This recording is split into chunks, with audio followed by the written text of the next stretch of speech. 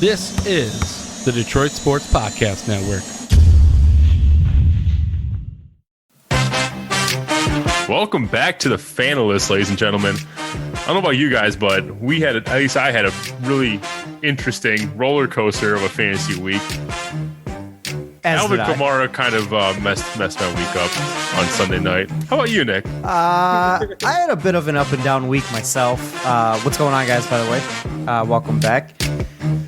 I had some highs, some lows. I didn't really do all that well in daily this week, but I did do well in my yearly long leagues. And I had the win in 2 leagues in DFS, and then Kamara, the Packers side, they didn't know how to tackle for some reason. And Kamara broke off that 60-yard touchdown. I mean, in their defense, Alvin Kamara is pretty nasty. I mean, the way he was just bouncing off tackles was amazing.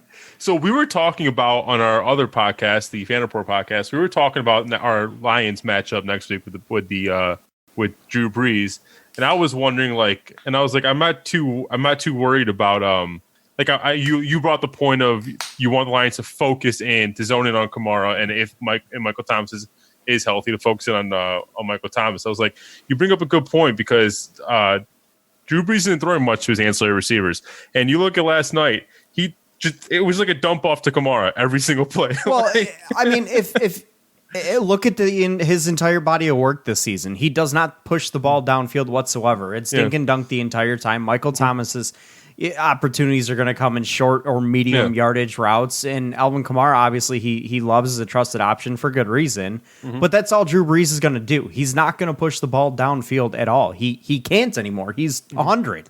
He doesn't have that arm ability anymore. So, I mean, if you're a team playing him, you can go zone and allow him to dink and dunk on you and go bend, don't break. Just don't give up that first down or force a few incompletions. Maybe jump jump a route here and there and get a pick.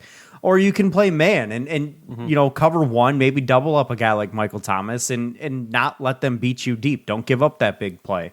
But the one key thing that you're going to have to deal with, that you're going to have to make sure that your team successfully does against the New Orleans Saints is tackle. Yeah. Because they are going to dink and dunk on you all day, and you're not going to break all those up. I don't know if you saw that big play by Kamara. I did. I've seen it probably 7 or 8 times. Was it Jair Alexander on the Packers that literally just threw his body against him? And Alvin Kamara straight up didn't even get phased at all. He just kept going. He bumped his shoulder and was gone. Didn't even use his arms or anything. I know. Just flailed at him. What is that? It was one of the saddest displays of tackling I've seen all year. And I'm a Lions fan. I also want to put this out there for anyone that lost their fantasy matchups. I don't know how many of you out there are out there that lost their fantasy matchups because of DK Metcalf deciding he wanted to slow up right at the 5-yard line. Hi, hello, thank you. I'm starting a support group. I was not happy with DK Metcalf pulling up early there and getting the ball punched out. Oh my gosh, that Kamara touchdown wouldn't have mattered if DK That honestly would have been the difference in me making $0 in a big money FanDuel league. I mean, it was only a cheap buy-in, but it was big money that I could have won. I would have probably won about $100.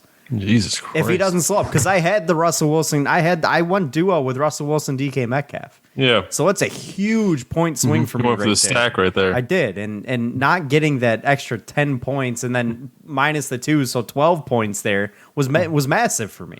In one of my lineups, I went for the triple stack of Kyler Murray, DeAndre Hopkins, and Kenyon Drake. And Kenyon Drake was very disappointing. And honestly, Kyler Murray wasn't even all that exciting this weekend. I mean, he still put up fantasy numbers. He put up some fantasy numbers, but losing 6 points and turnovers, and that hurts. It does. We'll talk about Kenyon Drake here in just a second. We will. He was very disappointing. He hurt me as well. So, the way I wanted to kick off this week was get a little gauge your panic meter. I want to see where you're at with some of these guys who have kind of been underperforming through the first 3 weeks or just not performing to expectations. But the first guy I want to throw out is Kenyon Drake. He had the big week 1. Yeah, he did. He's averaging 18 carries per game so far, which is pretty good volume. He's getting 4.0 He's getting 4.1 yards per carry, which is pretty decent. Average.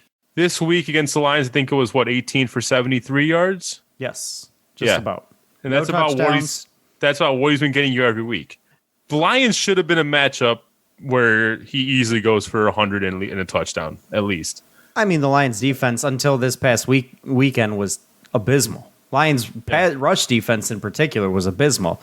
Now, there are some reasons why the Lions were able to slow down Kenyon Drake and Kyler Murray's running ability, which have a lot to do with the fact they played more zone this week than they ever have under Matt Patricia, but that's a totally different story. They had an entirely different scheme this weekend that Kyler Murray and Kenyon Drake and that offense just weren't used to seeing from the Lions. So the film was just thrown out the window at that point.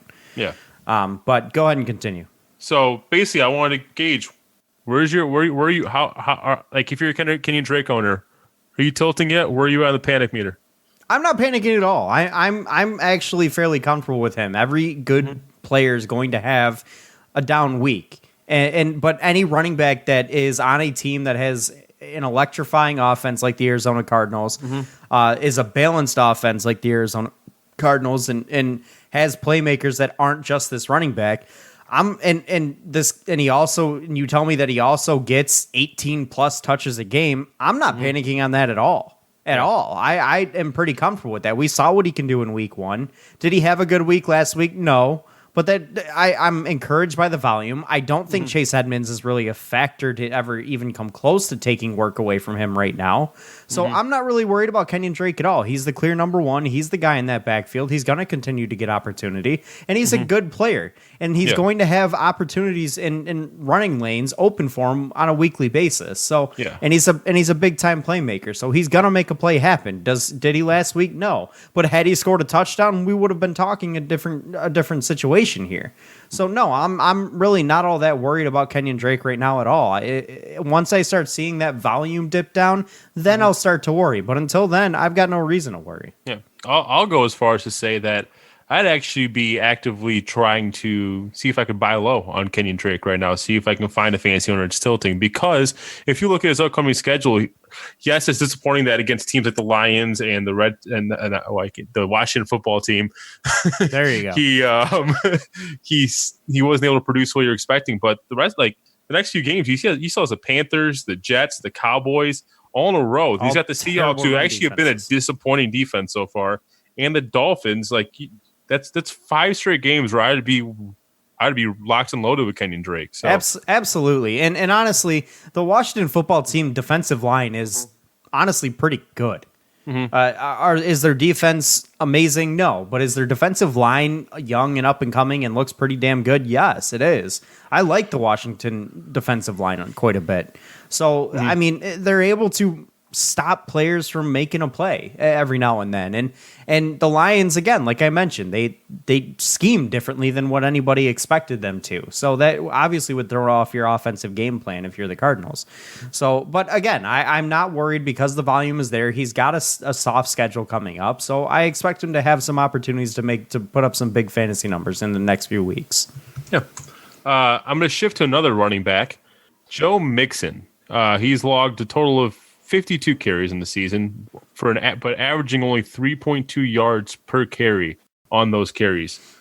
After he's a guy that had a slow start last year, if I recall, but he did manage to turn around about halfway through the season and pick it up.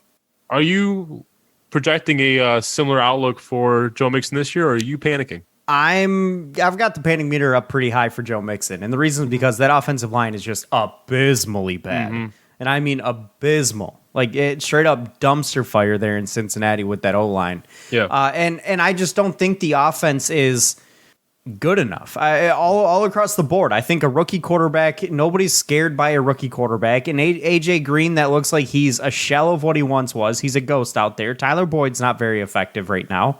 There's no reason to be worried about anybody on this offense not named Joe Mixon. So teams are able to zero in on him and stop him from doing what he wants to do. I don't expect him to have a massive rebound this year. Will he rebound a little bit? Probably, as Joe Burrow gets a little more comfortable, opens up some running lanes a little bit. But I don't expect any kind of drastic turnaround where Joe Mixon becomes an automatic RB1 each week. I'm honestly projecting low end to mid-level RB2 for Joe Mixon this year, which obviously is disappointing for where he was drafted in most leagues. So again, my panic meter is pretty high on Joe Mixon. And his turnaround last year came on the heels of some pretty major changes in the offense in general. They switched quarterbacks.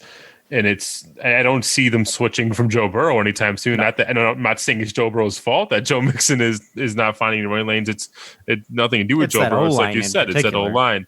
So, I mean, and unlike Kenyon Drake, at least for the next 4, 5, maybe even 6 games, I'm not seeing many matchups I like for Joe Mixon.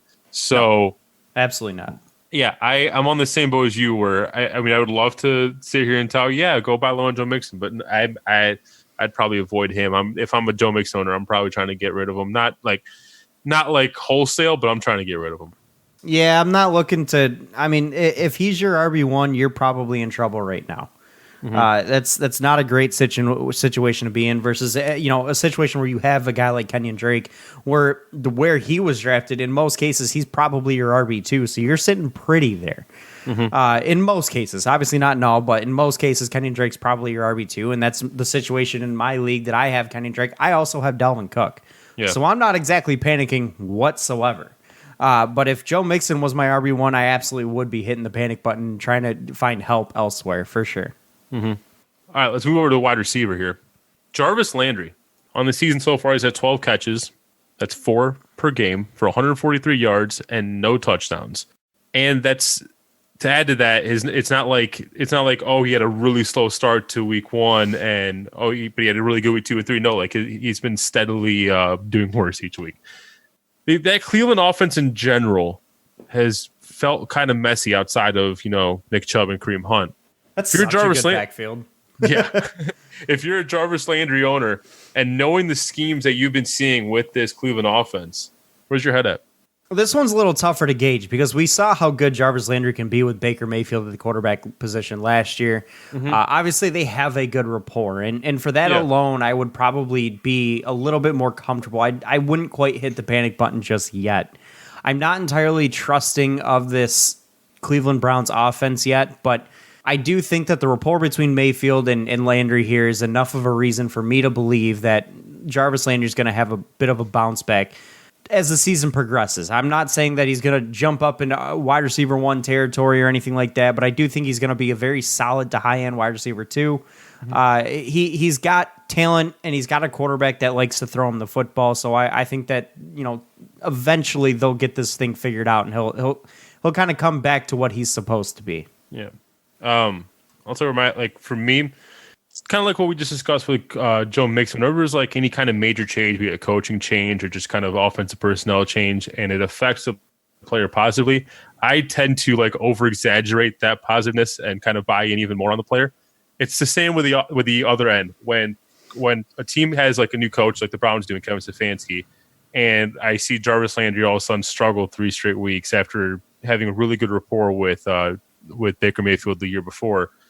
I usually panic more than I would normally. And with Kevin Stefanski, the way we've been seeing this offense being run for the first 3 weeks, it looks like he is leaning heavy on Nick Chubb and Kareem Hunt and less on the pass. And that's kind of why I think I'm a little more on the panic end for Jarvis Landry, because I'm worried that this is an all-around issue. It stems from a regime change rather than just trying to shake the rust off. Fair. I do think matchup kind of dictates things a little bit, but when it comes to how much they run the football and this Browns team, albeit is above 500 right now, do we expect them to really be that good by the end of the year? Maybe they're forced into games where they have to throw the football a little bit more just to keep up, get into some shootouts a little bit, and you can't really do that on the ground. So I don't know. I could really go either way. Like I said, I'm not quite ready to panic on Jarvis Landry just because of the fact that we've seen what he and Baker Mayfield can do together. So for that reason right there, I'm standing pretty pat, but I'm obviously weary of him. I'm not just saying, oh, he'll be fine. It's not a situation like that, but it is one where I do expect him. I do have some expectations for him to kind of turn things around a little bit here. Mm-hmm. All right, those are the 3 guys I wanted to highlight on the panic meter.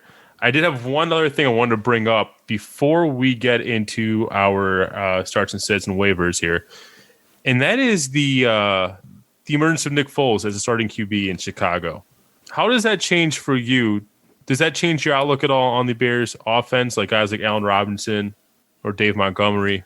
I don't think it really affects David Montgomery that much, as much, especially not as much as it does Allen Robinson, because I actually do think Allen Robinson, his value kind of skyrockets here. Mm-hmm. If I have Allen Robinson, I may actually be looking to sell high right now, just because of the fact that there is a chance you could get something real big with the right trade here. If you aren't entirely positive about Allen Robinson in the future here, if you're not entirely positive, you probably could sell and get something more that you are a little bit more positive about. However, if you want to stand pat with Allen Robinson, you have good reason to. I do think Nick Foles adds a ton of value to Allen Robinson. I think he makes him a lot more of a higher end wide receiver, closer to what he was last year, if not better than what he was last year. Yeah. I like Allen Robinson moving forward. I think he's going to get the football a lot, and I think he's going to be able to make some plays with a better quarterback throwing him the ball. I mean, Nick Foles obviously looked great this past week in just a quarter and a half of play. Mm-hmm. I'm very curious to see what he does in a full game. Obviously, scouting reports are going to as time goes by, defenses are going to be able to get some scouting reports on Nick Foles and make things a little more difficult for him. However, I still think Nick Foles is a better quarterback than Mitch Trubisky. And when a better quarterback's throwing a wide receiver the football, that's obviously always a big plus right there. So I definitely am buying into that. Yeah, and then for me, I agree with everything you said there. And I'll just add to it that it would also, for me at least, it would increase my outlook on Dave Montgomery as well, because I think a big part of the issue with Dave Montgomery, at least what I've been able to see from the Bears games, is just lack of running room. And I'd be very curious to see if they can get that off, if they can jumpstart that offense, get it going a little better here, spread the field a little more. I'm interested to see what David Montgomery can do with that additional running room that will create. So I'm a little more optimistic about him now. Now, you do bring up a good point with the lack of running room for David Montgomery. However, I'm not real sure how much do defenses pay attention to a guy like David Montgomery, who really hasn't lived up to expectations, at least from a fantasy perspective, throughout his career so far. How much are defenses really paying attention to him and zeroing in on him as the primary guy to really focus on for that football team? If I'm a defense looking at the Bears offense, I'm saying, all right, Allen Robinson's the guy we got to watch out for. We can't let him beat us. It's not David Montgomery. Obviously, on obvious running downs, you're going to want to stack the box a little bit, and I don't think that's going to change. I don't think Nick Foles changes that much. I do think it opens things up a little bit, but I don't really think it's going to launch David Montgomery into high-end RB2 stratospheres or anything like that, or atmospheres or anything like that. I do think it helps a little bit, but I am not saying that I'm going to, go right now and buy low on David Montgomery or right now jump at going after David Montgomery and overpay. Because I still am not a big believer in that offense entirely. So I'm pumping the brakes on him a little bit just because he's not as much directly impacted by Nick Foles as much as Allen Robinson is. And I don't know how much defenses were paying attention to David Montgomery as it was. So, all right. Let's move on then. Do you want to start with starts and sits this week, or do you want to start with the waivers? Yeah, I can do that. Let me pull them up here. Well, did you want to start? Oh, that's what I was asking. Yeah. Okay. I mean, it's up to you. Do you want to? I feel like we always do the waivers. Let's do the waivers. Okay. All right. I'm gonna let you, because I think I know where you're going with the first one, and I know you have he's near and dear to your heart right now. I'm gonna let you take the first guy. Yes.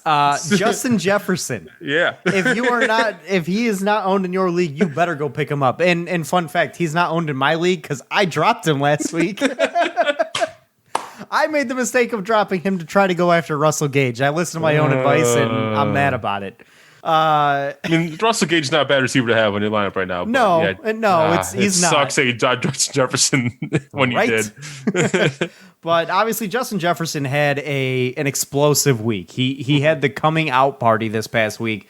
He's only 29% owned in Yahoo leagues or CBS leagues. I don't know, whichever one I looked at. He's only 29% owned in whatever leagues I was looking at. ESPN, he's 33.8 last I checked. Clearly not high. Yeah, not high. But this past week, he had 7 catches for 175 yards and a touchdown.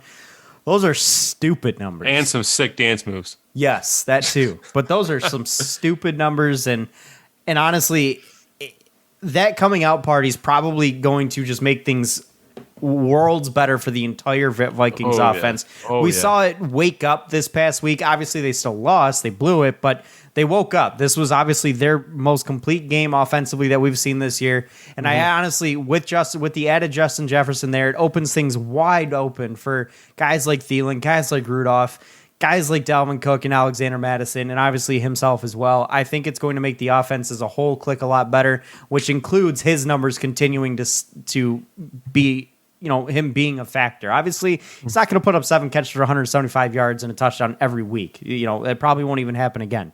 But to expect something like 5 catches for 70 yards and a touchdown or somewhere along those lines, or maybe, a 6 or 7 catch game for 100 yards but no touchdown, that's not that much to ask out of Justin Jefferson after what we saw this past week. So absolutely, if he's on your waiver wire like he is mine, go after him. And yes, I did put in a waiver order for him this week.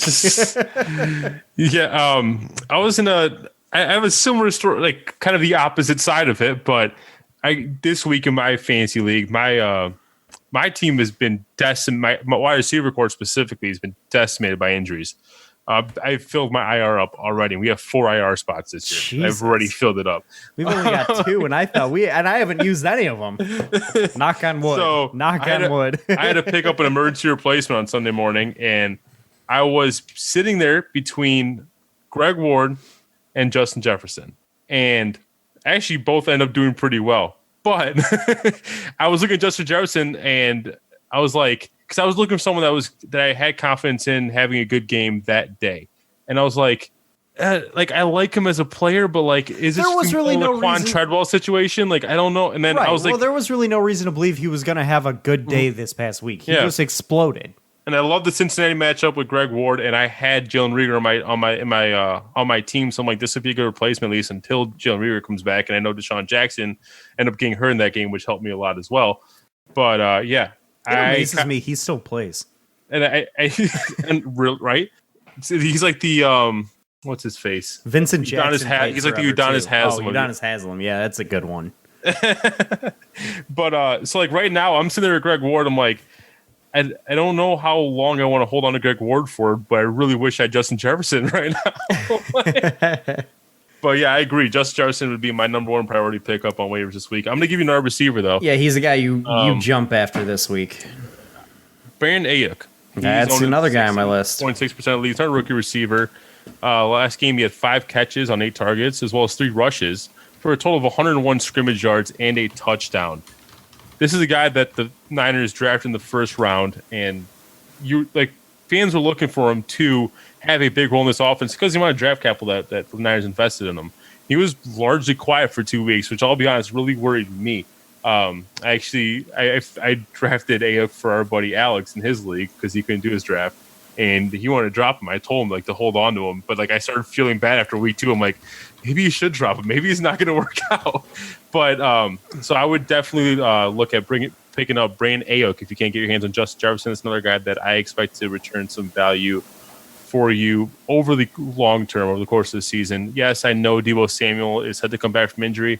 I'm not all that convinced he's going to eat into Brandon Ayuk's share of the offense too much. I like Brandon Ayuk a lot, and the reason is because he's one of those multi-faceted, he's got opportunities to touch the football pretty much everywhere. He's not just a receiver. He also gets some carries for them. He rushed for 3 carries. He had 3 carries, 31 yards to go with the 5 catch for 70 yards this past week. So, and with Deebo Samuel and George Kittle still a ways away, I definitely am looking at Brandon Ayuk quite a bit moving forward. So I absolutely would go after him this week. And if he's either on your waiver or in your free agency market, I would definitely try to grab him here. Mm-hmm. The next guy I'm going to look at, and this is more of a short-term play, and it's not even something. This is a situation where I'd probably grab him on the free agency. I don't know that I'd spend a waiver on him unless I absolutely had to, but I would keep an eye on a guy like Carlos Hyde this upcoming week. And the reason is because of Chris Carson's knee injury. He had the first-degree knee sprain or strain. Third. Say it again? Dirty play, if you ask me. Extremely dirty play. I hope someone chops that lineman's knee out next week. It was an absolutely dirty play. It's awful. There's no excuse for that. The little gator roll over his knee is terrible. Got to get rid of that in football. Not gonna, just to be honest with you. But anyways, Carlos Hyde, I know he didn't get a ton of opportunity this past week once Carson went down, but game flow kind of dictated that. I mean, Russell Wilson threw 40 passes this past week, so he was obviously busy. I do, with Chris Carson, even if he does play, I do think Carlos Hyde's going to play a little bit bigger of a factor in that offense anyways. And the other guy there's another name in that backfield you could look at too, and I just closed it down. Hang on just a second here. There was Travis Homer. It was Travis Homer, but he is a guy you can take a look at, but I would probably rather lean on Carlos Hyde a little bit. Yeah.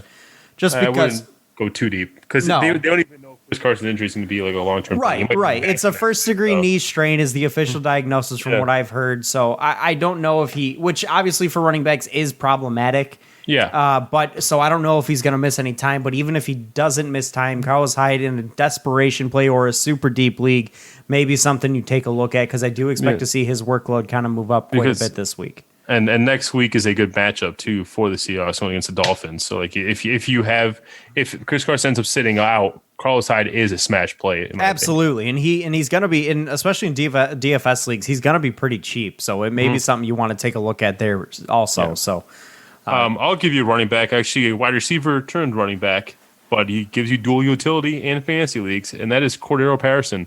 Only 1.3% of leagues. Tariq Cohen is done for the year for the Chicago Bears. Cordero Patterson had been factoring in a lot into that passing game in the backfield, and I expect him to factor in just that much more now that Tariq Cohen is out. It's not by any means like a rush out to the waivers and get him, but this is like a deeper waiver pickup that could end up paying dividends if he actually ends up factoring into the offense as much as Tariq Cohen did just last year.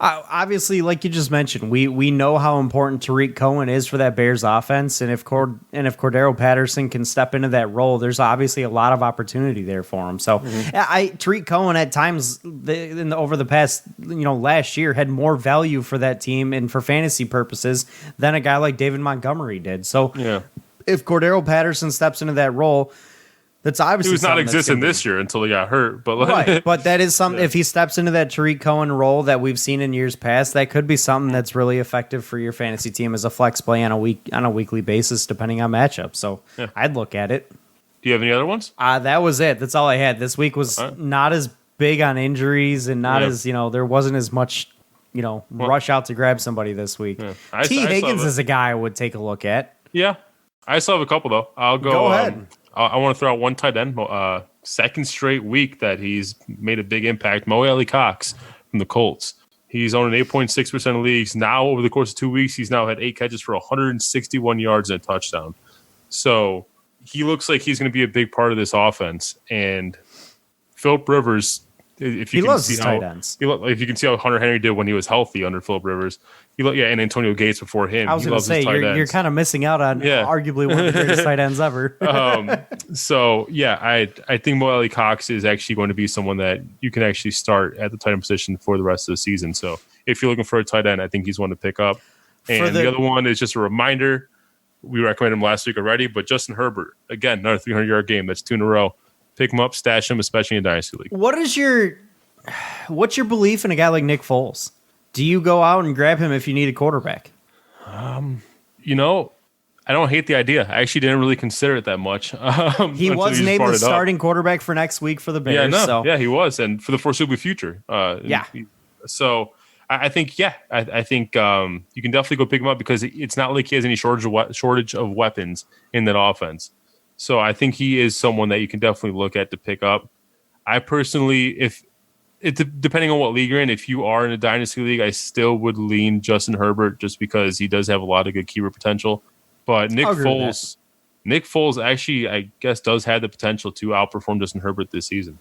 I won't disagree with that just because he's got obviously quite a bit more experience. I mean, Justin Herbert's weapons are hard to argue with also with that is true. Austin Eckler, Hunter Henry, and Keenan Allen, who two of those guys put up massive weeks this week with Allen. But if his offensive line keeps letting him get destroyed like he did on Sunday. True. Oh my God! Did you see that? I thought he broke his collarbone in that one hit. I can't remember who hit him. Did you see how bad Joe Burrow got blasted this week? Oh my God! That man needs to. They need to. They need to do something over there because I feel bad for Joe Burrow. Yeah. That O-line's terrible. That dude's gonna get his head taken off this year. But no, I agree with the Justin Herbert play and obviously the Mo Alley Cox play. Obviously, for those and Mo Alley Cox is a guy who could be big for fantasy guys who kind of punted on tight end. Like I kind of did. I went after the mixture of Jonnu Smith and Blake Jarwin. I'm a big advocate of punting on tight end. I am too, because in all honesty, if you got to draft too high to get the big end players, and the difference between the middle of the road guys and the back end guys that you get later on in the draft isn't that much. So yeah, she oftentimes end up getting better value at the back. Exactly, and this like I'd rather have Jonnu Smith and Noah Fant right now than most of the tight ends in the league. Exactly, and that's what I'm kind of getting at here is some of those guys in the back end tend to perform better. We're getting that with Jonnu Smith here. But if you were a guy who punted on tight end, trusted Blake Jarwin to be your tight end this year, well, now you've got another opportunity with a guy in Mo Alley Cox to go after. So yeah, I'd be trying to rush out there to get him too, for sure. All right, let's get into starts and sits. Let's do it. All right, okay. So for the QB. All right, I'm pulling them up right here. Here we go. My start. My first. I do have one obvious one, but I don't even know if I throw it out or not. But I'll let you start. I mean, go ahead. Let's hear it. Russell Wilson? No, it's Aaron Rodgers against Atlanta. I mean, that was my first one. I mean, you can see it right up there. He was my first. I'll let you take it, but like this defense gets cooked on a weekly basis, and Aaron Rodgers. The Falcons' defense is straight up garbage, and Aaron Rodgers is back. Yeah. Is it safe to say that Aaron Rodgers is now a must start on a week-to-week basis? Even without Devontae Adams, he's looked damn good. Yeah, and I kind of feel bad. I actually don't know how many fantasy points he ended up getting yesterday, because our buddy Johnny had asked me during the week, who do I start, Aaron Rodgers against New Orleans or Josh Allen against not the Bills, Josh Allen against the Rams. And I'm like, Josh Allen ended up playing pretty well though, really well. Yeah, but I'm like, I lean Aaron Rodgers on this one. He's been hot, and so is Josh Allen. But I just kind of like Aaron Rodgers' matchup a little bit more. And he was pissed after the Josh Allen game. I'll tell you that. I don't know if it ended up paying off after Sunday night. I'm not sure what the fantasy total Aaron Rodgers put up was. But yeah. Aaron Rodgers obviously had a pretty damn good week. I think he's back entirely, at least for the foreseeable future. He's got a fantastic matchup against this Falcons defense, which is absolutely god-awful. Straight up dumpster fire there. So Aaron Rodgers is a guy that I'd be looking to play in DFS plays, as well as if he's on your roster, he's a must-start this week for sure. Yeah, definitely. I had Cam Newton last week as my QB start of the week. He was really confident in that matchup. It did not work. He was terrible. But fool me once, shame on you. Fool me twice, shame on me. I'm going Cam Newton again against Kansas City. Really? Yes. Kansas City has allowed a rushing touchdown in each of its first 2 weeks. They're going against Lamar Jackson tonight. I am almost positive that Lamar Jackson will also get a rushing touchdown against them, which would make it 3 weeks in a row. I think Cam Newton has a lot of dual threat capability against Kansas City next week. At the very least, he'll get done with his legs, and I think this will be a shootout, so I think he's going to have to get done with his arms as well. I like Cam Newton next week. See, I'm not as high on Cam Newton next week, and it's because the Chiefs don't really give up a ton of points to quarterbacks. They're towards the bottom half of the league or top half of the league in terms of giving up points to quarterbacks. Obviously, this past week, their secondary is beat up. There is that aspect that could help Cam Newton out a little bit. But I'm not as high as you are in Cam Newton. But obviously, if the KC secondary is continuously, is still going to be beat up going into next week, then he is a guy that I would look at potentially making a factor, obviously in the shootout as well. But my other start, and I'm going to keep pounding this defense until they can prove me wrong. And obviously, they did a little bit last week, so they'll give up a lot of points to the quarterback. Yeah. But I'm going to keep beating up on this defense until they can prove me wrong. And I'm going starting Drew Brees against the Lions.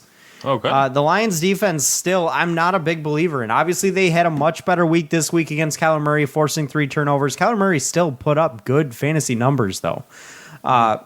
So even when they're playing well, they still give up a lot of points to quarterbacks.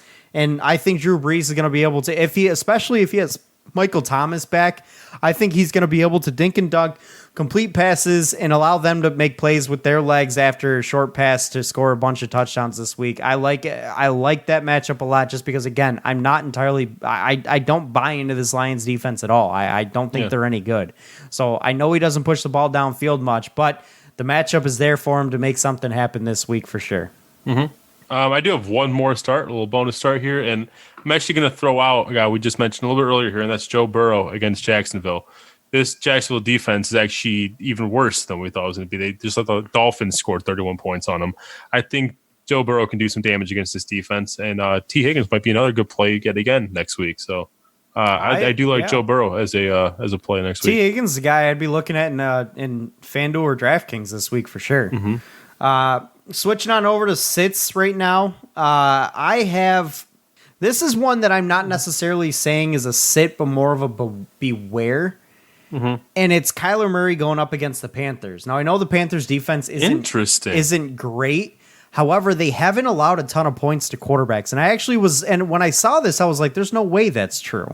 Mm-hmm. But I was actually looking at it, and they really haven't. Tom Brady threw 1 touchdown and 1 pick. And I can't remember their other matchups, but quarterbacks really haven't put up huge numbers against the Panthers this year. I think it has a lot to do with the fact teams are running the ball a lot against the Panthers, which obviously if you're running the ball a lot against a team, your quarterback's not putting up the numbers. Yeah. So, and obviously the Cardinals are a team that will give their running back opportunities. And if they get a big lead, you may not see Kyler Murray throw the football as much. And if that's the case, I'm not saying sit Kyler Murray. I'm not calling him a sit. I'm just saying beware on him a little bit this week because game flow may take the ball out of his hands a little bit here. Mm-hmm. So I'm pumping the brakes on Kyler Murray putting up a massive week against the Panthers just because I don't know that game flow is going to dictate him to throw a bunch of passes this one. Well, I will put one silver lining in it, though. He does run the ball a lot. And, which is the polar opposite of the first 3 quarterbacks they faced, and Derek Carr, Tom Brady, and Justin Herbert. Those guys are basically immobile. So, there is a chance that he could gash him on the ground, but we'll see. I did not realize how little points they've given up to the quarterback position until you brought that up. So that's it. Yeah, I honestly looked at it and I saw the stat and I was like, there's no way that's true because his Panthers defense is terrible. Then I actually went through and looked at the box scores for each game, and quarterbacks really didn't do anything all that impressive against the Panthers. So obviously Justin Herbert had a good week this past week with the 300 yards passing, but I don't know if he really had a massive fantasy scoring week, did he? No, I don't think he had a big. I don't think he just had a lot of yards and I think 1 touchdown. He didn't So I mean, 1 touchdown, 1 pick, 330 yards. I mean, obviously the yardage looks great, but 1 touchdown, 1 pick's not going to be a massive week. Tom Brady himself only had 217, a touchdown and a pick. But you look at the other numbers with these teams. I mean, these teams are running the football quite a bit against the Panthers, which tells you right there that And then Derek Carr probably had the best week of all of them. 239 and a touchdown. So there's again, the Panthers really aren't giving up a ton of points to quarterbacks. So that's one that I'm kind of pumping the brakes a little bit on. Granted, he is more mobile, so maybe a rushing touchdown happens there. Yeah. I feel like I'm taking the low hanging fruit here at this point, and that's Carson Wentz against the Niners. He's not been himself, and I would have. Last week I told you the Niners D won't be themselves either. I have them as a sit also, just saying. But despite all the players they've lost on defensive end, they still look legit this week. So if I'm a Carson Wentz, I don't know why you'd even still be thinking about trying him out, but I'd be terrified this week. So definitely sit Carson Wentz. The way Carson Wentz has been playing, I honestly may be looking at starting the Niners defense this week. So yeah, I'm not liking him a lot. Moving on over to running backs, unless you got another quarterback. No, I'm on running backs, and I have some smash plays at running back. My start of the week at running back it's going to be Joe Mixon going up against the Jaguars. I know we talked about him. I know we talked about him not being a guy to really buy into, but the Jaguars' defense is garbage. Like, terrible. They gave up 31 points to the Dolphins, like you just mentioned. I think Joe Mixon has a chance to make a big play, to make big plays happen. He is probably the best playmaker on that offense, and they're going to lean on him a little bit this week.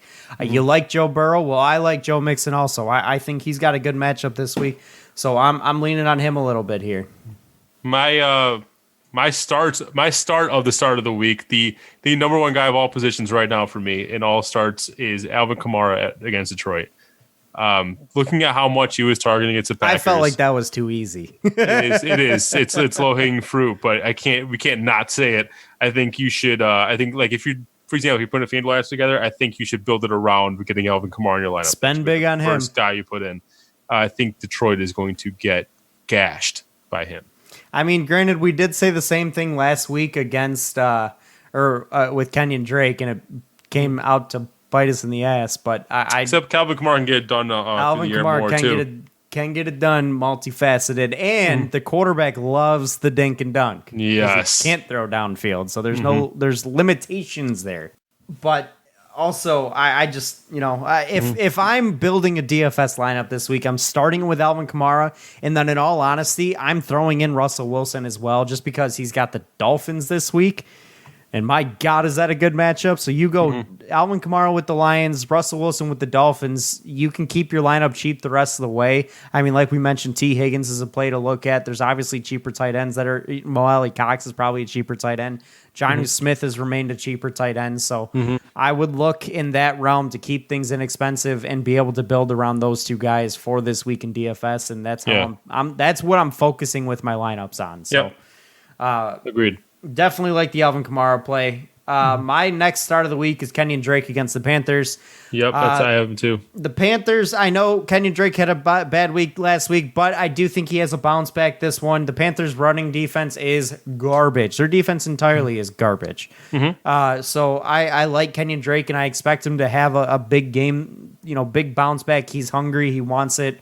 And I think game flow is going to dictate that he gets a lot of touches in this one. So I like Kenyon Drake a lot. Yeah, I recommend Kenyon Drake each of the last 2 weeks, and each of the last 2 weeks is going to have to bite me in the ass. But you know what? Third time's a charm. All right. If Kenyon Drake does not give you start of the week numbers this week, I'm never recommending him again. I will write that down as a guarantee. My next one's my other guy that I consider a major smash play at running back. That is Dalvin Cook against Houston. Houston has been the worst team against running backs through 3 weeks. They have allowed 500 yards to the position so far. And basically, as long as game script at least stays somewhat in Minnesota's favor in this game, I look for Dalvin Cook to have a triple-digit rushing day for sure. Well, that's great because I have both Dalvin Cook and Kenyon Drake on my team. So there you go. No, I like Dalvin Cook play a lot. I don't think Houston's very good at all. Yeah. But moving on to receivers here. Sits? Oh, sorry. Sits. Right. Sits of the week.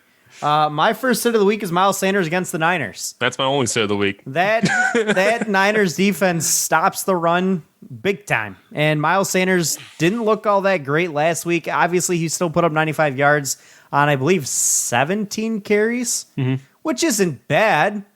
But it was, for a guy we expected to have a massive week, it was not exciting, so to speak. And I think the matchup this week really doesn't bode well for him. I don't expect a very good week for Miles Sanders. Anything to add there? I was just going to basically, we're saying that whatever the spread is, take San Francisco in this game. I'll agree with you. My next sit is... I started Miles Sanders this week expecting big things from him. It didn't work out. So. I've actually got a little bit more of a beware than a sit here, but it's Derrick Henry going up against the Steelers. The Steelers' defense is really good.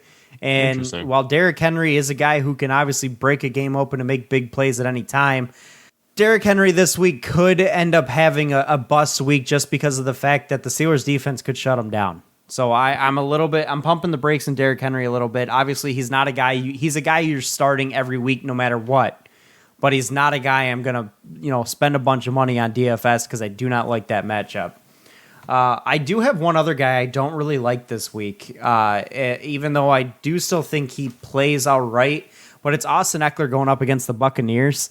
The Bucs have put the clamps on running backs pretty good as well. Yeah. So even though, again, Austin Eckler's a guy you're going to start week in and week out, I don't know that he's a guy that I'm going to overly rely on this week. I mean, they put the clamps on Alvin Kamara. He 12 carries for 16 yards and a touchdown. Touchdown saved Kamara's day that week. The Panthers game. McCaffrey, 18 for 59, 2 touchdowns. Obviously, those touchdowns, again, saved his week. But the yardage numbers are not looking good for any of these running backs. And then last week for the Broncos, Melvin Gordon, 8 for 26. They're holding running backs to abysmal yard per carry averages. And I will never understand why that Tampa defense was so cheap on FanDuel going against the Jeff Driscoll, Brett Ripien. God, that was so Broncos. nice. That was so nice. I actually managed to be able to pick them up in my Yahoo League this week. Oh, and I was Lord. like, that is the easiest play I've ever made. All right, moving on to wide receivers. I'm starting with the duo of Tyler Lockett, DK Metcalf, who both had great weeks this week. I have those as well. They're going against Miami, who I'm not counting. I'm not counting week 3 against the Jags because the Jags suck anyway, so they weren't going to do much. But again, against Buffalo, they allowed 235 yards, 2 touchdowns to Diggs and Brown, and I think Lockett and Metcalf are the better version of Diggs and Brown. So you can only imagine what they're going to do there. Yes, like I mentioned, I am starting Russell Wilson. Well, that means I would like to have one of their receivers as well. So you can honestly take either one of them, and you're going to do well. I think both will have big games. My next Basically, start, whoever's cheaper. So if you're doing FanDuel, whoever's cheaper. absolutely. I don't think you'll go wrong with either one. My next start of the week here is going to be Cooper Kupp going up against the Giants. Whoa. Cooper Kupp has had a big week this past week, and I think that continues because the Giants' defense is terrible. They allow a ton of points to receivers, and that's going to continue this week as Cooper Kupp's going to gash them for big time numbers. I'm really buying into him this week quite a bit. Actually, I'm looking at him possibly being a big time play. The Giants' defense just is not good, and I think Kupp has a big opportunity here. My other start of the week is just the other side of this same game. I talked about earlier how bad the Seattle defense has been. I'm starting Devontae Parker this week against Seattle. Just to recap what the Seattle secondary has done these past 3 weeks. Last week, allowed 2 100-yard receivers. The week before, Edelman had 179 yards. The week before that, week 1, 300-yard receivers to Atlanta. That's their insane. secondary is no good.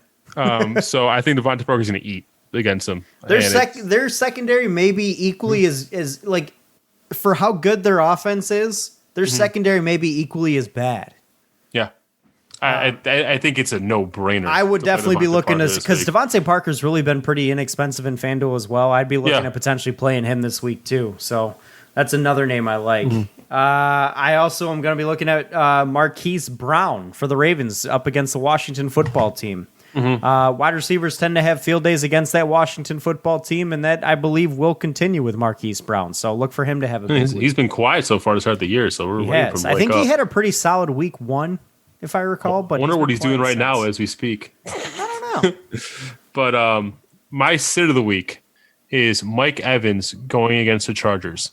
And this is largely based on how this Chargers defense has performed over the last couple of weeks. Just this past week, they held DJ Moore. I still don't 2 understand catches. it. I'm just saying. 2 catches for 65 yards, DJ Moore. They held him with 2 catches. Mike Evans also, this past week, he also only had 2 catches for 2 yards and 2 touchdowns. Strangely efficient, but also not like... Those are Will Fuller type numbers, man. Exactly.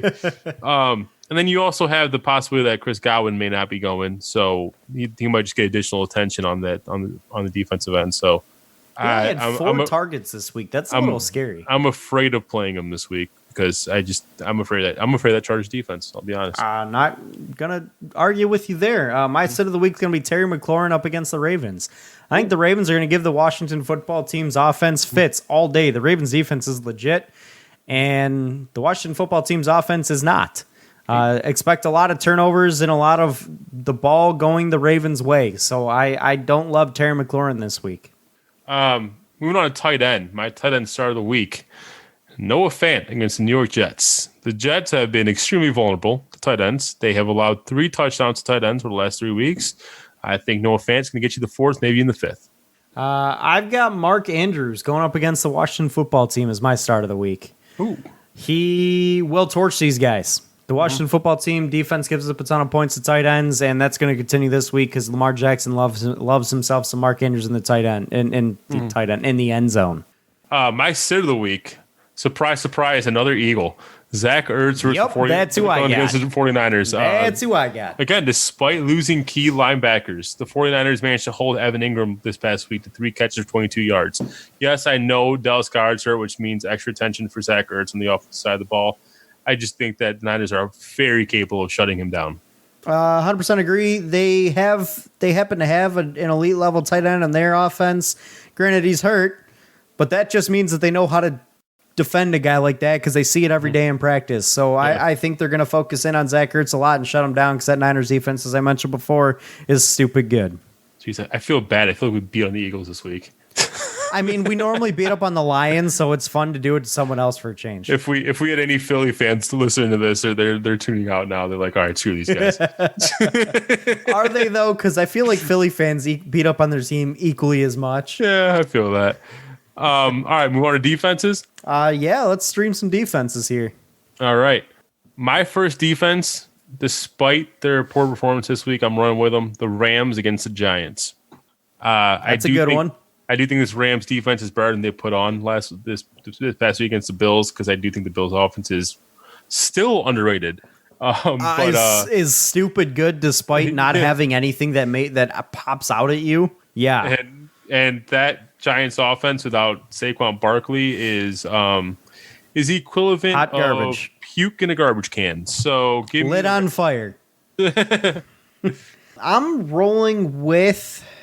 You know what? Yeah, it was a tough decision this week because I didn't love I obviously tried to go for the streaming options more so, and there wasn't a ton that I loved. I got one streaming option for you, but Bucks against the Chargers is one that could be a solid play just because of the rookie quarterback. You're almost guaranteed at least one turnover there. They can score a lot of points though, so that is dangerous. Mm-hmm. But go ahead and give me your stream this week. I'm going the Broncos against the New York Jets. That's a big one. I'm sorry, New York, beating up on both your teams this week, but this is because the Broncos are actually a good defense. They haven't performed yet as much as I've expected. Yeah, as much as I expected this year, but they are still a good defense, especially on paper. And this New York Jets offense, if you haven't figured it out yet, is probably one of the worst in the league. So yes. I think that the Broncos can take care of business. I do like that Broncos defense quite a bit, actually. If anything, even if the Broncos play as poorly as the defense plays as poorly as they've been playing the first few weeks, I still think it's like a conservative play. I still think you can come out of this game with like 8 points on the Broncos D. And judging how they played, they shouldn't be too expensive. Here's a play that honestly, if you're looking for, and this is a DFS play only, as like what is going to be a stupid cheap play if you're just desperate to get a stupid cheap defense because you want to go big elsewhere, that could honestly hurt you. I don't know if it's going to hurt you that bad, but it honestly could blow up as well if you get a lucky touchdown here or a few picks. And it's honestly the Jets against the Broncos. And the reason is because Jeff Driscoll sucks. Yeah. Granted, Blake Bortles could be in there, but he sucks too. So in the running back situation, I'm not really too worried about it. I know Melvin Gordon he's not the same guy as he used to be. Phillip Lindsay, I believe, is hurt right now. So I don't think you got to worry too much about that Broncos backfield. So I'm not really all that threatened by them. And that's where I say I don't think it can hurt you too bad if it just may not blow up and help you. But let's just say it's going to be a low-scoring game. It very well could be, and that could end up being in your favor, especially if they get a touchdown out of it because of a bad pick or something along those lines. So I would look at potentially the Jets being a stupid cheap option in a daily fantasy situation. Mm-hmm. All right, and that about closes that out. So good luck this week, guys. Again, any start-sit questions, any random fantasy questions, you can reach out to us on our Twitter page at Real Fan Report. You can listen to our other podcast, which is called The Fan Report. Nick, anything else to add? Nope, that pretty much covers it. You took care of all the business. So, all right. Thank you guys for listening. Good luck this week, as Andrew mentioned. Hope you win some money. Hope you win your weeks. And good luck to us as well. We'll need it. But thank you guys again. We'll catch you next week. Peace out. Peace.